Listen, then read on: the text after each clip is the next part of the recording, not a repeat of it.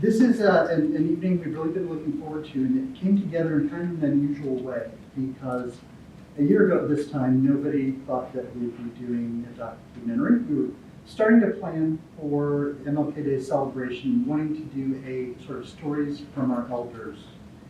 And I've been doing some oral history recording at the library and thought, hey, wait a minute, that sounds like a pretty good overlap. So we spec'd out a plan in which we would be getting low-cost digital recorders and sending young people out to interview older people and capture these stories. It turns out that in a global pandemic, sending people out to go door to door, just not such a good idea. So started looking at plan B, what can we do? And thought that if we could, in a more sort of formal way, get and these were decisions made by, I'm saying we, I was kind of along with it at this stage. Lisa Thompson and some members of the Mlk Celebration Committee thought, well, what if we recorded, what if we used the money that we were going to use on that, along with some other money, and have a real storytelling company capture these stories visually. And this was a really great opportunity to kind of seize the moment. So we're doing something that we wouldn't have done had the world not turned upside down. The other thing that as we go through the evening, you'll see there's kind of the convergence of two different projects. Starting with Ms. Geraldine Mills teaching me about Arlington history when I became the local history librarian. Getting a bunch of pictures, getting them digitized, getting them online in 2016, stepping back and noticing that there were about 13 black faces and 1,000 pictures. I thought, well, this is not exactly the kind of balance that we're looking for. And Geraldine said, oh, we've got plenty more. We had an exhibition in which a lot of the things that we'll be putting in the archive and being used in the film built relationships with people in the Hill. Used to deliver papers in the Hill as a young girl, and knows a lot of folks. And so we pulled things out of closets and storage places, and getting some of those things digitized. So this is really a great thing that different things coming together in ways that we could never have foreseen. Opportunities opening up. We're nearing the end of the interview process for the first film, but I told Shirley that as long as there's someone that hasn't talked to us yet that has artifacts, I don't feel like I'm done. And she agreed, so we'll continue this. And so I'm going to turn the floor over to Lindell. Lindell is going to go through some slides and show some video snippets.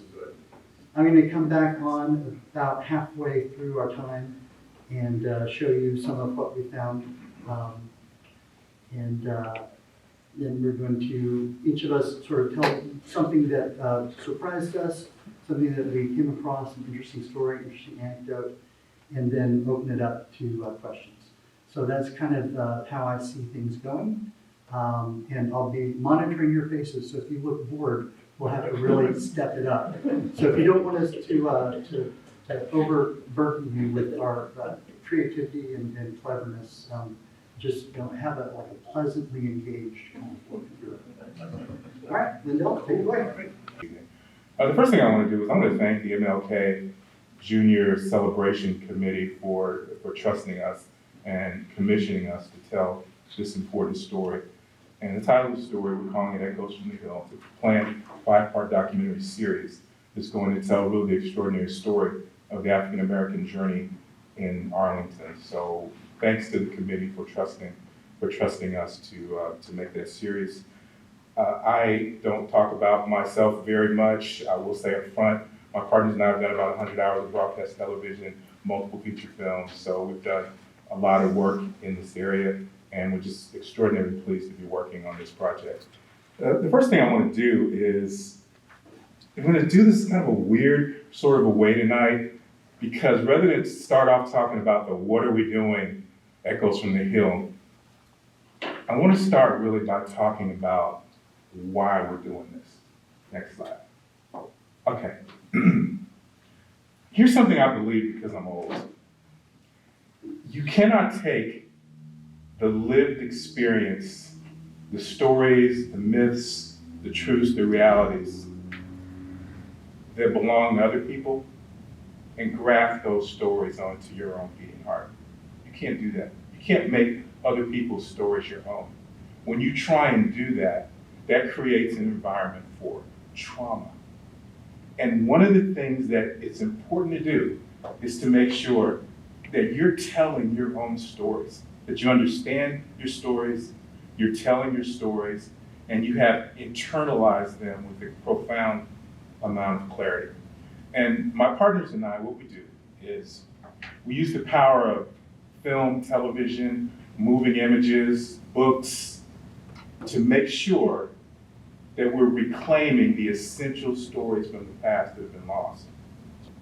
Normally, when I give these kind of talks and I talk about story, and we spend about an hour kind of going through it, but Mark has assured me I only got 20 minutes, so I need to get through it fast. No, But take all the time you need. no, I'm just kidding. It's kind of our belief that particularly as people of color, this applies to everybody, but since this is a story about Black folks, and I'm going to kind of narrow this down and say something about Black people, something about us. If we're not preserving, protecting, and presenting our own stories, the stories of our past, then those stories, they either get lost, or if they get told at all, they get told through a different kind of lens. But more often than not, those stories are just lost to history. And Claude Platt grew up no more than 10 miles from here. And he went on to become a Tuskegee Airman who trained over 400 other pilots. But there's even more than that. He went on to become the first Black pilot when the United States Air Force was formed. Went to Arlington, grew up, as I said, less than 10 miles from here. And his story, almost lost from history. And I was looking for something else and found that footage of him that I shot in 2009 and decided to make it part of a larger show that I was producing. And his story, the more that we dug into it, we realized that there were 7 documented Tuskegee Airmen that came from the same neighborhood in Fort Worth. 7. And one of them, it was his neighbor, became the person that caused President Truman in 1947 to sign an executive order that actually integrated all the United States Air Services. Wow. And he was from Fort Worth, Texas, went to Arlington. And the reason I even want to mention that today is because it is essential that the stories from our past, that we don't just let them go, that we find them, we preserve them, we protect them, and we present them for the next generation.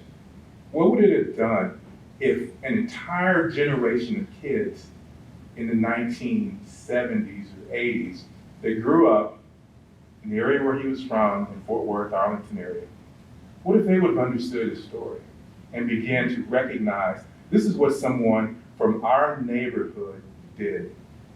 That story can change the entire paradigm of how a young person sees the world. And that's why it's important to keep these stories alive. So as we move forward and really talk about Echoes from the Hill, the title of the series is Echoes from the Hill. Episode 1 is called A Place of Our Own. And the reason that we wanted to start with the title Place of Our Own, just to talk to you about that briefly, is when you think about the the post-slavery experience for African Americans, what was it? Well, you were emancipated, but okay, what does that mean? I don't know what it means. It's almost like saying, well, you guys can now play baseball. Okay, no, but what does that mean? We can play baseball. What does it mean? We've been emancipated. Here's the reality. No economic base, no employment, no social structure, no healthcare, no educational opportunities. Most people can't read, can't enter into contracts. And the vast majority of people around you who've lost everything because of the war, they blame you for what they've lost. That's the reality of the post-slavery experience for Black folks in this country. Now, the reality of it, the further reality of it is that many of them were simply saying, I have to go someplace where I can feel safe. Because everywhere around me, there's no place that I can feel safe.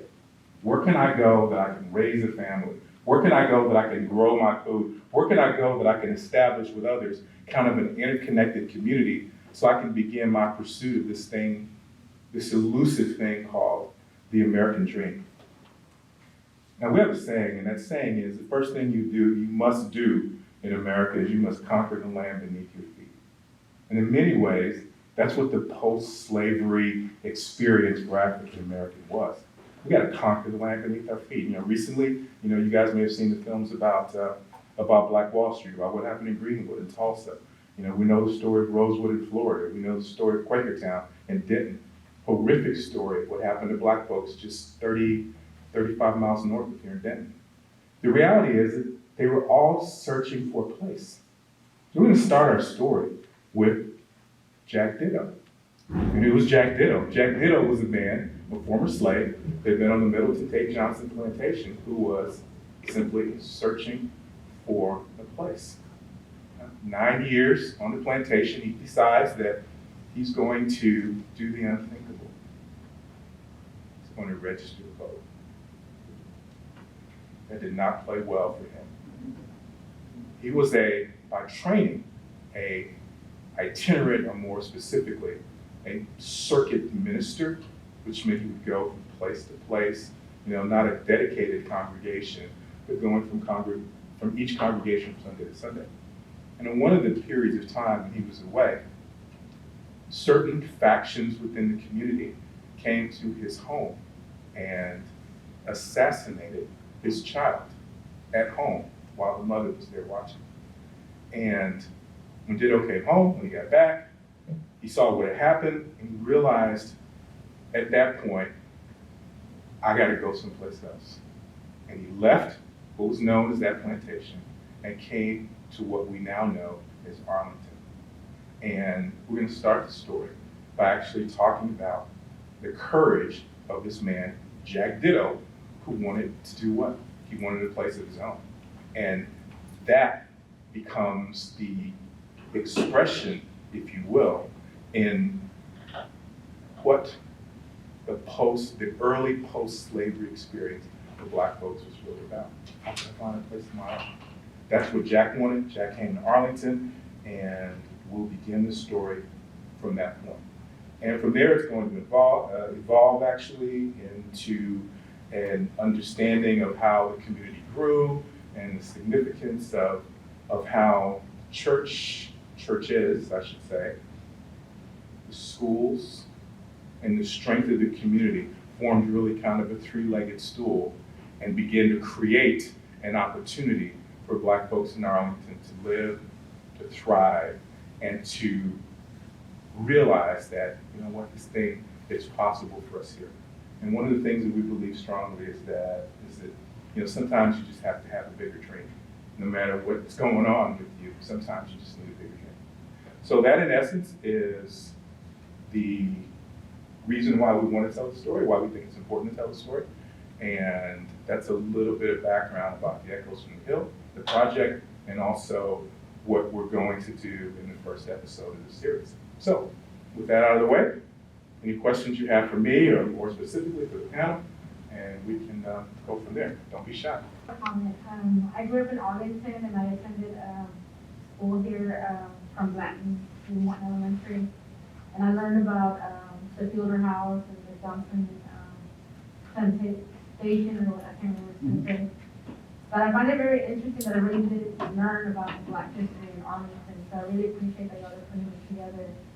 And I look forward to seeing the documentaries and learning about the Black history. Like, I didn't even know, I guess the first Black community was around Mount Olive Church, is that something right? So that's something that I learned recently. So I appreciate that y'all are doing this project.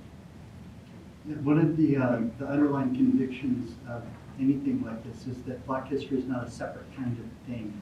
It's not like an alien thing. Arlington history is Black history, and Arlington's Black history you can't tell Arlington's story without including this, though that's what they did until very recently. And so this is kind of an effort to make sure that, just kind of a case in point on that, I mentioned on an Arlington kind of nostalgia Facebook group that we were doing this today, and someone said, "Oh, I graduated in '69. I had no idea that the black kids in my school were the first that could ever go." It just, sort of, the integration in Arlington didn't happen like it did in Little Rock and other places. That was a big dramatic thing. But because of some of the quietness, there wasn't the kind of reckoning that needed to happen. And so different people had different experiences. But this was someone who, was with the first class that graduated and didn't know that. And I would further say that this is an American story. A story of surviving, going beyond what seemed impossible, possible. It's also a story of love and support and sharing and being in a cocoon when you're inside the black neighborhood community. Everybody was your mother, everybody was your daddy, Everybody could tell you what to do, chastise you, whatever they needed to do. But it was that kind of connectivity and closeness and well wishes and support, sharing everything from food, sharing everything from childcare, sharing all the things that you didn't have. Then there's relation to the larger community, which was fraught with some good, if they knew you or knew your parents or someone worked for someone, but it could be equally as traumatic or traumatizing to you because you had to drink from colored fountains. That's when you realize and go upstairs to the theater, and sometimes interacting with people, instead of touching your hand, they would throw your change back at you across a counter. It was that level of disrespect. That was that level of being not humanized, dehumanized. There was when you went downtown, they didn't look you in the eye. They just, you put their head down. They didn't ever acknowledge you as a human being. And so, but beyond that, I won't continue, I'll let you talk. I'll let somebody else talk. See, when you get involved in things, you get put to the front of the room. But the fewer words I say tonight, the better, honestly. but out of that was some victories. I thought about some things that were denied, hopes that were crushed, possibilities that were never attained, the cost of Jim Crow, the cost of the limitations, the cost of the boundaries, the cost of the realities. And then there's situations where people, in spite of what the barriers were, how we're talking about people who are corporate executives, nurses, educators, civic leaders. We're talking about people's careers that they somehow pulled together just by the sheer will of determination to make it in whatever obstacles beyond the barriers. So I'm gonna stop and I can talk more. I can tell you about what surprised me and later, but I will stop because this hit me at my home base, because this story is my story. It's nutty that we're getting all the time. We're just like just going on an expedition. But one of the things I didn't know, and it was Reverend Carl Corner told me this, and Anthony verified it, found the newspaper. The hill was almost burned down in 1930. Sam Wilder, Lowder, killed a white police officer who came to his house. Now there's some scuttlebutt about the relationship of the police officer and I won't go into that because I know when you sue somebody, they still be living. But anyway, some people can still be, you're shaking your head. But anyway, there was kind of a case of domestic violence, and the police officer happened to show up at the night, and how he showed up there at his house, I don't know, in the hill. But anyway, he was killed by Sam. But out of that, 200 whites gathered at City Hall, and we're going to create a riot, a mob. And they were going to probably burn down and kill people in the hill. just like happened at Wall Street, Black Wall Street up in Tulsa, Oklahoma. But the dad was a preacher. He was a minister at First Presbyterian Church, Reverend Johnson. And so he said that if anyone should take vengeance, he should be him. So he didn't, but he quelled all the anxieties and whatever, the fervor or the anger of the crowd. And they did not, but they brought in planes out of Fort Worth, bought in machine guns, and they searched for him, and anybody who aided him in any way was picked up for aiding and abetting. And this was like, this could have been Wall Street, the Black Wall Street could have been the same thing as Tulsa, Oklahoma. Then I was told by people that there was another movement that the land was wanted. Someone wanted, they said whites wanted the land and wanted to relocate the hill over near General Motors. And somehow, in combination with some white allies and the blacks, they staved off this effort to relocate them. And so that was another piece. Now, the other thing I thought was, and it was confirmed, that a lot of blacks, or several of them, did not own the land. There were shotgun houses there that were owned by whites as rental property. And then, of course, when I guess the orders changed, you had to put a restroom in, they just connected a restroom on back of the house. And so a lot of that property, or a good portion, or some portion of it, let me put it that way, was owned by whites. And this was as late as, it seemed from pictures and stuff, 50s and 60s, but that's no surprise to me. But that piece of owning a piece of land has been part of the black, you just got your plot, or, you didn't have to have an acre. It's your own place to live, a home that you couldn't be moved from, or you angered the landlord or something went awry in that relationship, you didn't have to up and try to find your family another place to live. So anyway, I'm just getting confirmations and revelations, but this thing about the burning, almost the mob that almost burned the hill down, and I guess we're probably gonna kill anyone, and that's 30, so 21, everybody knows about what happened there, so it could have been wiped out. Snedos, I work for the city of Arlington, I work for the Landmark Preservation Commission as a kind of a staff assistant. And so a lot of the history that we've uncovered has been educational and I guess surprising to me, especially I'm not originally from Texas, so everybody that we talked to, from the historians, from the Black and Genealogical Society, Tarrant County, and Bondre Sanders, and all these folks, and the historian from Tarrant County College, everything that they told us was educational. And it helped me connect a lot of dots. And the surprising thing was just how many origins come back to the city of Arlington and Johnson Station and all that. And so it's kind of like, it seems like Arlington is kind of the birthplace of Black history in Tarrant County. And so I thought that was pretty significant, pretty cool. And so, every step of the way, it's been something new that I've learned. And so that's kind of my perspective on it. And I'm a part of the Mlk committee, and also with the Sagasi Media Group.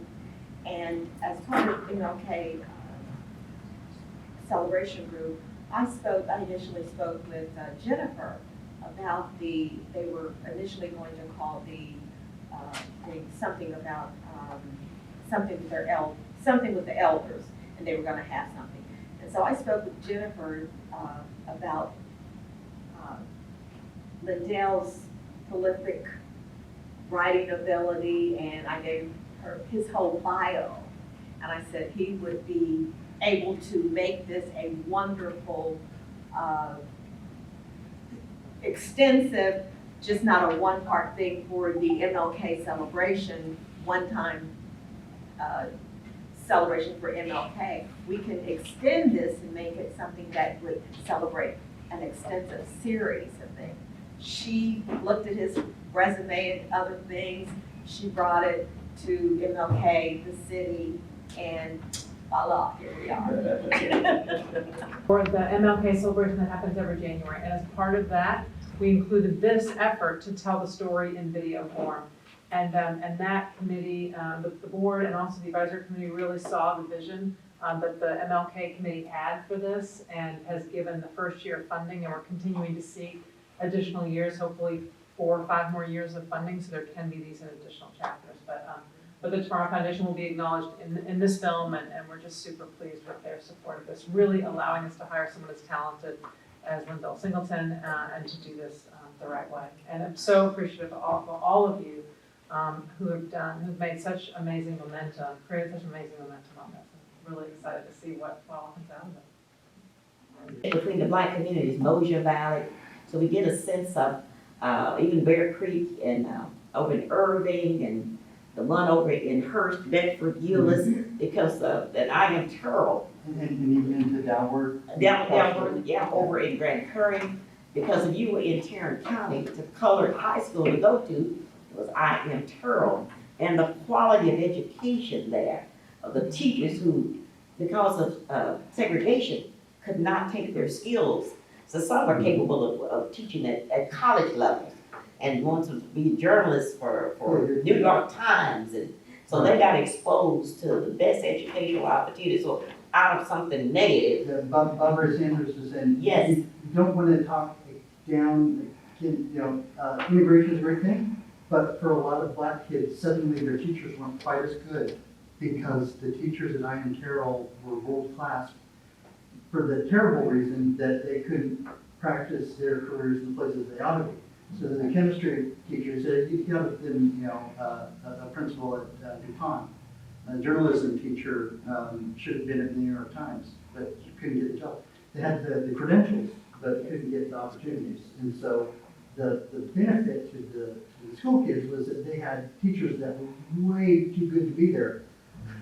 They got the benefit of it. Yeah. The last thing that, and I said the last thing, and then I keep talking, but because of the, I guess this is some ownership in this.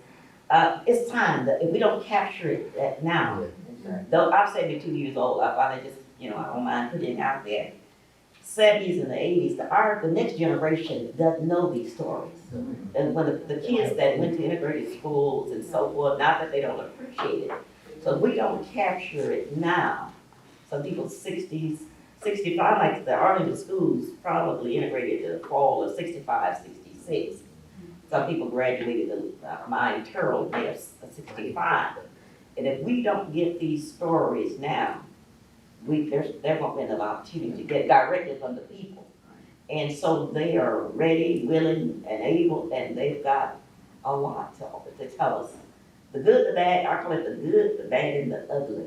And we need to be told. Right, we need to tell it all. Not For one, step. that's right, for reckoning, one, to not be in the state of denial, so this happened. And for reconciliation, if no more than to say, we won't repeat this negative part of history again, then we need to do it for those two purposes. And so it's the time to capture it. Struck me about it is that the African American experience post-slavery, it's about finding ways to navigate the system when everything in the system was against you. And what I mean by that is the county was not really a friendly place toward African Americans generally.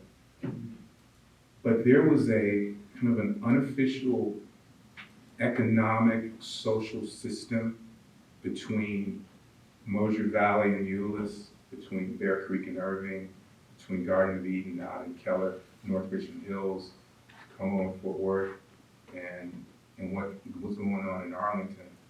And these interconnected systems were finding a way to make the economy work for them. We're finding ways to trade, finding ways to provide different alternatives for dating and marriage. Tremendous amount of intermarriage between Mosher Valley, Bear Creek, Arlington, and Fort Worth. And so I was kind of struggling with how are we going to get these pictures, and that's where this project collided with yours, and I got to be part of this, and it put rocket boosters on what I was doing. And so the people that have been coming in have been signing releases to participate in a library project, that we're gathering things that will be used by the film, and so there's a beautiful synergy here. And so the Arlington Black History Community Archive, one of the things we want to do is to generate enthusiasm so that when people see things, they say, oh, you're treating those things with respect, you're treating those people with dignity, and I might have some things that I can contribute to. And so we want to kind of create a kind of a flywheel effect. And so anytime we mention this, we let people know how that they can get involved. If they can identify pictures, if they have pictures, if they know somebody who knows somebody who knows somebody, we want to give them lots of ways to get in. And so, yeah, That picture right there, the two baby brother and her mother, yeah, that photograph, their eyes, their beauty went on their invitations, but that did, just look at the beauty. yeah. This is, The Oh, their eyes. I have, these are some of the pictures that we also gathered for a different local history project that Jody and I are in, involving the Colored Cemetery and Middleton Tate Cemetery. And we have this picture and several others blown up really big in the local history and genealogy room as people walk in. And I think it's been very helpful as people that are participating in this project that might wonder, do they know, do they care, is this just, when they see pictures that people like Alan Pointer, biggest day, they walk in and go, oh, this is a place that I can tell my stories because this is a place that understands me, where we're coming from, and it's not just some Johnny come lately kind of thing. And this is one of the pictures that I have. I've got more than fit on the cabinet, and I rotate them, but this one is never coming down from there because this is they're just looking right through me in a beautiful way that connects us as people. So the Arlington Black History Community Archive lives on the library's website.